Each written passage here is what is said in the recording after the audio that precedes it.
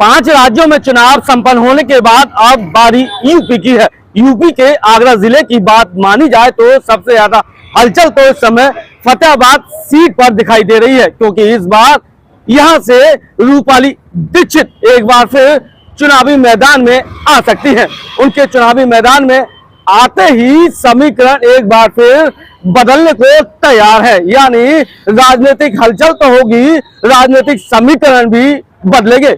आपको बताते चले कि रूपाली दीक्षित वो नाम है जिसके पीछे वो नाम जुड़ा हुआ है जो समाज सेवा के साथ साथ फतेहाबाद की राजनीति में एक अहम किरदार निभाता है, और इस किरदार का नाम है अशोक दीक्षित। जी हाँ, वही अशोक दीक्षित जो जेल में थे लेकिन अब बाहर हैं, और अपने पिता के लिए ही रूपाली दीक्षित ने विदेशी नौकरी छोड़ी थी और पिता के नक्शो कदम पर चलने को तैयार हुई थी। रूपाली दीक्षित से जब वार्ता हुई तो राजनीतिक के साथ साथ समाज सेवी क्षेत्र में उन्होंने अहम योगदान देने के बाद कुछ ऐसा कहा कि वो राजनीति को हिलाकर रख देगा। सुनिए उनका ये पूरा वीडियो और देखिए उनका पूरा इंटरव्यू। फतेहाबाद में चुनावी चर्चा हो और ऐसे में रूपाली दीक्षित का नाम सामने आए, ऐसा नहीं हो सकता। जी हाँ, ये वही रूपाली दीक्षित हैं जिन्होंने अपने पिता की पैरवी और परिवार की सम्मान के लिए अपनी विदेश वाली नौकरी छोड़ी और पिता की कानूनी लड़ाई लड़ने के लिए आगरा आ पहुंची। आज ये फतेहाबाद की राजनीति का जाना माना चेहरा है और इस राजनीति को लेकर वो क्या कहती हैं, इस पर रूपाली दीक्षित से खास वार्ता हुई, क्योंकि अब 5 राज्यों के बाद आगामी विधानसभा चुनाव यूपी में होने वाले हैं और यूपी की सियासत क्या कहती है ये बताएंगी आपको रूपाली दीक्षित। कि हर स्टेट की, हर राज्य की अपनी खुद की दिक्कतें हैं, अपनी भाषा है, अपना कल्चर है, अपना नाम है, अपना तरीका है, और पॉलिटिक्स भी अलग है। यूपी का कंपैरिजन आप साउथ से नहीं कर सकते, वेस्ट बंगाल का कंपैरिजन आप यूपी से नहीं कर सकते, तमिल का कंपैरिजन आप यूपी से नहीं। यूपी की अपनी पृष्ठभूमि है, अपना तरीका है और अपनी सूझ है, अपनी बूझ है। यहाँ की जो छोटी सी छोटी समस्याएं, जैसे शुरुआत ही कर देते हैं, आज के टाइम पे यूपी टॉप बना हुआ है गाय के मीट को लेके, और हम कहते हैं कि भाई यहाँ पर सरकार बीजेपी की है, हिंदुत्व की सरकार है, लेकिन आपका सबसे ज्यादा जो एक्सपोर्ट हो रहा है मीट का वो उत्तर प्रदेश से हो रहा है। हम गाय की बात करते हैं, रक्षा की बात करते हैं, ये छोटे छोटे मुद्दे जो हैं वो इस बार यूपी के बहुत बड़े प्रश्न चिन्ह बनेंगे। जैसे आप इसी बात पे आ जाएं, अगर आप किसानों की सिचुएशन देखें, आज आगरा की बात कर लेते हैं। आगरा उत्तर प्रदेश का एक बहुत बड़ा एरिया माना जाता है, व्यवसाय में भी माना जाता है, चाहे आप उसको लेदर के लिए बात करें या आलू के लिए करें। आलू की जो स्थिति है आज, आप ये समझ लीजिए कि किसान पे इतना पैसा नहीं है कि वो अपने भेज का भी पैसा चुका सके। लाइन में खड़े होने के लिए, डीएपी के लिए वो खड़ा हो रहा है, लेकिन जब उसको वहीं आलू की कीमत चाहिए तो उसके पास नहीं है। आप कहते हैं कि सोना खरीदना बंद कर दीजिए, आप कहते हैं डीजल पेट्रोल खरीदना बंद कर दीजिए, आप कहते हैं कि कुकिंग ऑयल बंद कर दीजिए, किसान कहां जाए? तो अब यूपी की जो अपनी समस्या है वो अपनी समस्या से सुलझेगा, उसका तमिलनाडु से, वेस्ट बंगाल से या किसी भी राज्य के चुनाव से कोई लेना देना नहीं है। यूपी अपना चुनाव अपने मुद्दों पे लड़ेगा, अपनी तरीके से लड़ेगा और अपनी जो समस्याएं उसको लेके इस बार बात करेगा। इस बार ये नहीं होगा कि आपने 10,000 रुपए महिलाओं के खातों में डाले और चुनाव को जीतने की कोशिश करी, क्योंकि एक समय, हर चीज का एक समय होता है, एक तरीका होता है, और उन सब मुद्दों पे बात करी जाएगी जो कहीं ना कहीं यूपी के भविष्य से खिलवाड़ कर। रूपाली दीक्षित से जब राजनीति पर खुलकर बातचीत हो रही थी तो उनसे ये सवाल भी दागा गया कि आखिरकार उन्होंने राजनीति को क्यों चुना। तो उन्होंने 2 टूक शब्दों में कह दिया कि राजनीति उनके खून में नहीं थी, वो विदेश में नौकरी कर रही थी, अच्छा खासा पैसा भी कमा रही थी, लेकिन पिता की जिद उन्हें वापस अपने देश ले आई। आखिरकार उनके पिता जेल में थे और उस लड़ाई को उन्होंने खुद लड़ा। उन्होंने यह भी कहा कि पिता की जो लड़ाई वो लड़ रही थी उन्हें जेल से छुड़ाने के साथ साथ, तो जो पिता का जो धरोहर थी समाज सेवा की वो भी उन्होंने नहीं छोड़ी।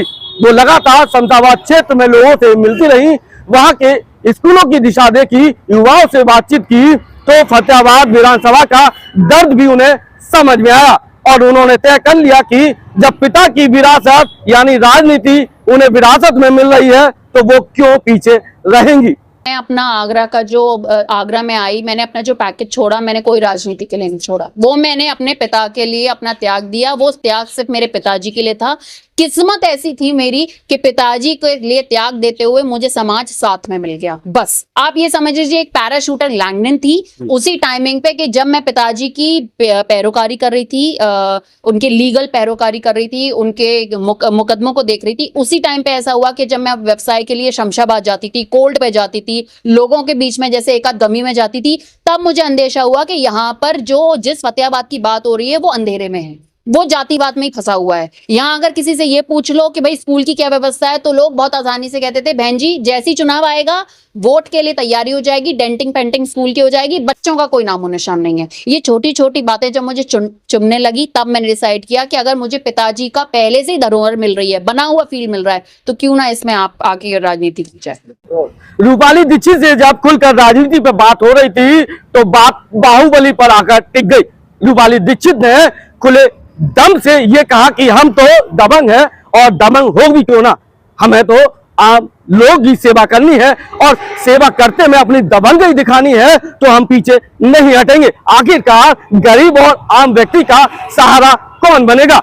अगर सहारा कोई बनता है वो चाहे अशोक दीक्षित हो या फिर रूपाली दीक्षित, तो उन्हें दबंग कहा जाता है, तो फिर हम दबंग है। उन्होंने अपने पिता की दबंगई वाली छवि पर भी खुलकर बोले। उन्होंने कहा कि मेरे पिता पर तो 80 मुकदमे हैं, लेकिन 80 मुकदमों में से जो 79 मुकदमे हैं उनमें एक में भी सजा नहीं हुई, सिर्फ एक में सजा हुई जिसकी बात हर कोई करता है, लेकिन वो 79 मुकदमों की बात क्यों नहीं होती? उन्होंने दो टूक शब्दों में कहा कि अगर जब लोगों ने उन्हें दबंग बनाया है तो ये दबंगई चलेगी और आम लोगों की सुरक्षा से लेकर शिक्षा से लेकर उनकी हर जरूरत को पूरा करने के लिए दीक्षित परिवार खड़ा है।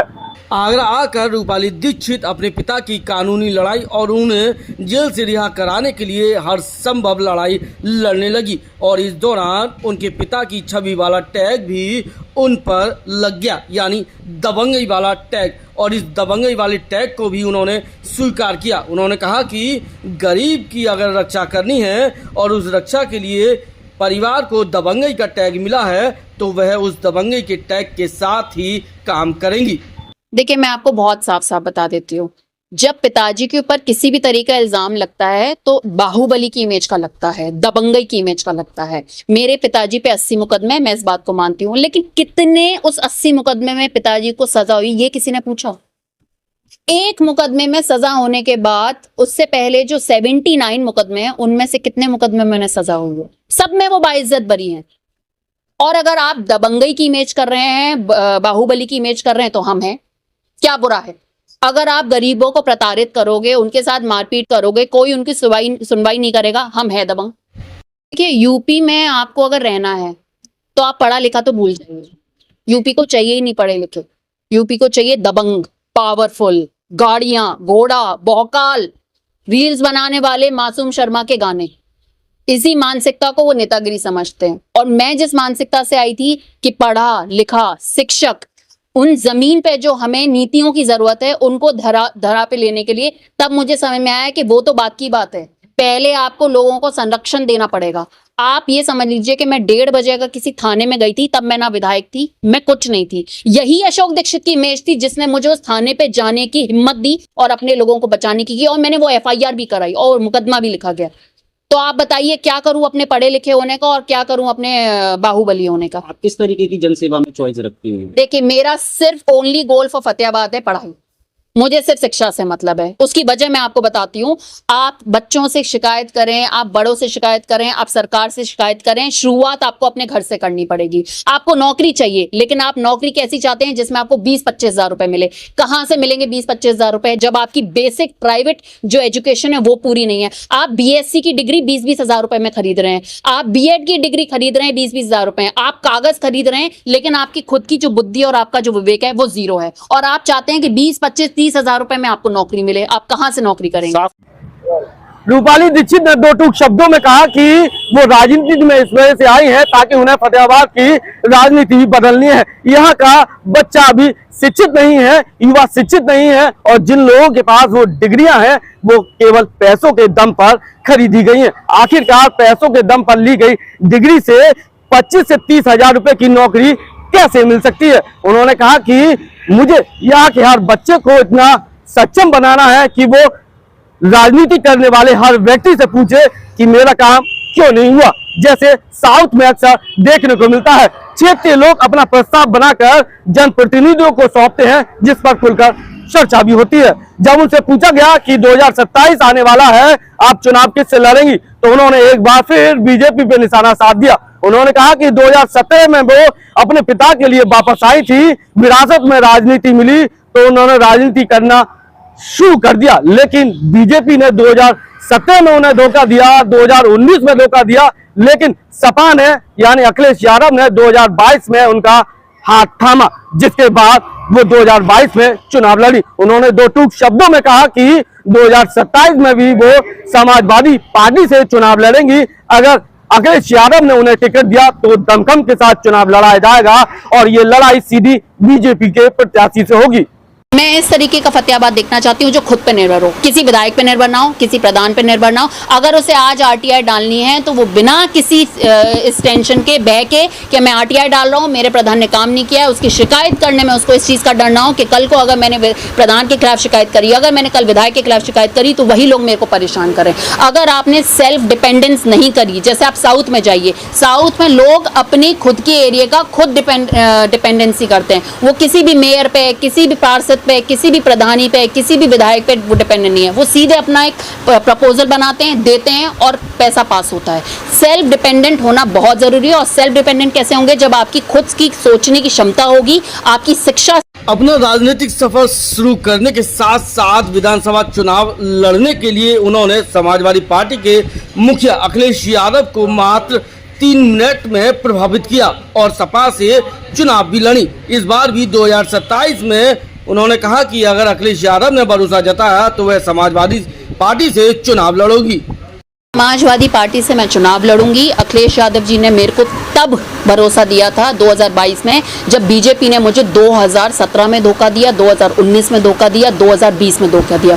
और वही अखिलेश यादव जी थे जिन्होंने मुझे 3 मिनट में टिकट दी और इस भरोसे के साथ दी कि मैं उनको धोखा नहीं दूंगी। मेरे परिवार में गद्दारी जैसा, धोखे जैसा कुछ नहीं है। जो मेरे पिता की छवि रही है बिना गद्दारी की और बिना धोखेदारी की, उसी जिम्मेदारी को मैं निभाऊंगी और समाजवादी पार्टी से चुनाव लड़ूंगी, अगर समाजवादी पार्टी मुझे टिकट देती है तो।